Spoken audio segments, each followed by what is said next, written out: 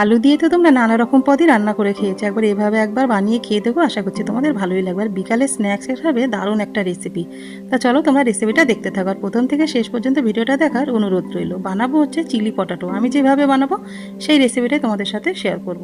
তা দেখো, chilli potato বানানোর জন্য আলুগুলো ডুমো করে কেটে জলের মধ্যে দিয়ে 1 চামচ লবণ দিয়ে ভালো করে সেদ্ধ করে নিলাম। খেয়াল রাখতে হবে আলুটা যেন খুব একটা গলে না যায়। তা দেখো, আলুটা আমার সেদ্ধ হয়ে গেছে, নামিয়ে নিয়ে হাফ কর্নফ্লাওয়ার হাফ ময়দা দিয়ে আলুটাকে ভালো করে মেখে নিয়ে ছাকা তেলে সবগুলো ভেজে নিলাম।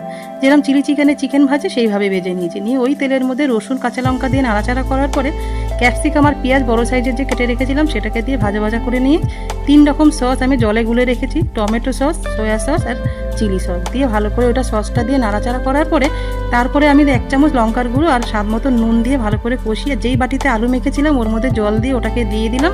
দিয়ে কষিয়ে নিয়ে আলু যেই ভেজে রেখেছিলাম সেটাকে দিয়ে ব্যাস নাড়াচাড়া করার পর ওপর থেকে তিল আর ধনেপাতা দিয়ে রেডি হয়ে